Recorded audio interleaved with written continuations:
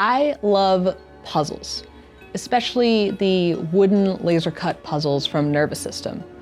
I love all of Nervous System's work in general. My engagement ring is even one of their 3D printed rings. And this past fall, Nervous System released Flummoxagon. It's a puzzle, it's a game. It's kind of like Sudoku with a bunch of shapes and colors. On their website, they say Flummoxagon combines the spatial tiling of pentominoes with the constraint solving of Sudoku. Try to fit all the puzzles into a honeycomb while following the color rule. No two pieces of the same color can touch. And it's difficult enough to leave you could say, flummoxed. So after using it for a bit, I found myself wanting to give it a more permanent home. I wanted it to be able to be put away neatly for more difficult puzzles, which for me is anything level 2 and up.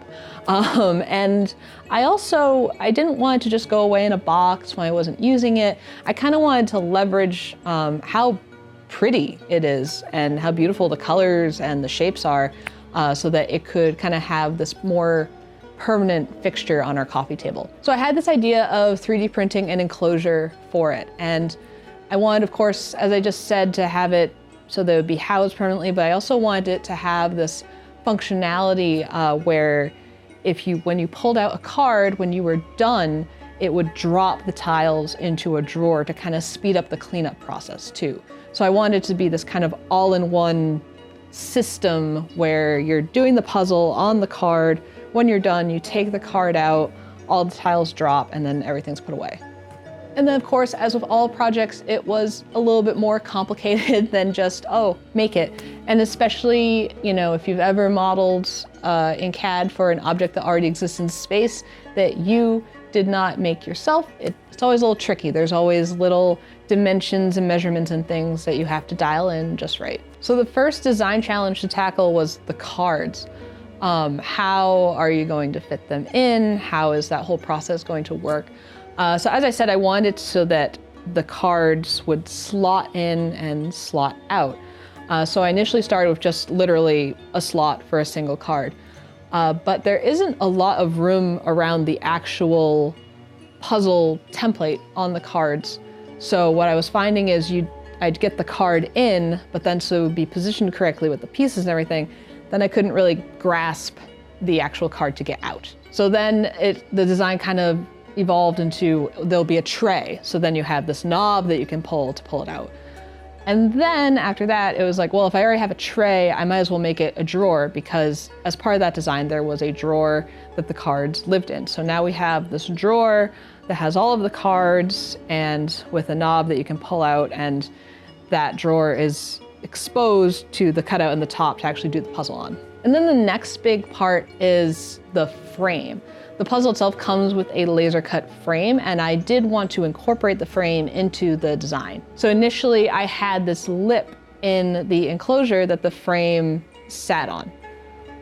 But as I was dialing in with the drawer for the cards, I was finding that the lip was raising the edges of the frame too high, so that in some iterations, the pieces were almost going underneath the enclosure and getting stuck.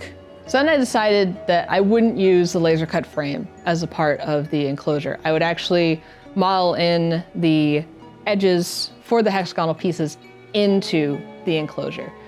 And that came with its own challenges of dialing that in, because it's a laser cut piece versus a 3D printing piece. So having to dial in exactly so that we're getting the right number of edges on the sides, and it's also coming out to be the correct shape at the end was a little tricky. But I did a bunch of test pieces that were basically almost little frames themselves, so that I wasn't wasting a lot of filament in figuring out the exact dimensions. And as I said, these are laser cut pieces. They're gonna have tighter tolerances versus 3D printed pieces, which 3D printing's obviously come a long way, but still it's not gonna be the same as a laser precision. So kind of having my design evolve with that so that my 3D printed pieces were interfacing well with the laser cut pieces was definitely a bit of a learning curve. When you get that initial design that reflects what you have in your head in CAD, it looks so awesome and you're like, I've done it. But then, you print it and you actually fit it in with these pieces, and it's a nice grounding reality check. But after all of this, I did have a design that worked exactly as I had planned.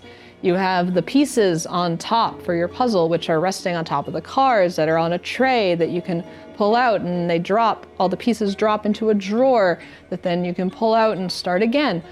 There was just this one tiny little issue. When I pulled the card drawer out after a puzzle, the pieces were getting stuck on the edge of the drawer. They were catching. So I was having to still like pick up the pieces to be able to get them to fall down. This was solved though by adding a little chamfer on the edges of the drawer, and that means it creates this 45-degree angle so the pieces can kind of slide up. And granted, not super smooth. They do sometimes still need a little coaxing, but better than just having a straight wall that they were colliding into.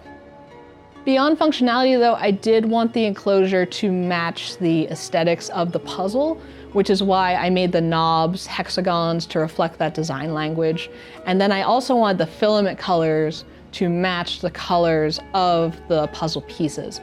I've been really digging these matte PLA colors from Polymaker recently. I feel like they just print really nice, they look great, and they come in colors that you don't necessarily think of traditionally with PLA filament, so that definitely helped, especially that purple is just like choice. This was a great CAD and design challenge. Noya and I have both enjoyed using it on the couch. With the way it's set up, you can actually kind of like lean back, relax, have it in your lap while you're working on it, which means you're not, bent over studying it on the coffee table, which is always good.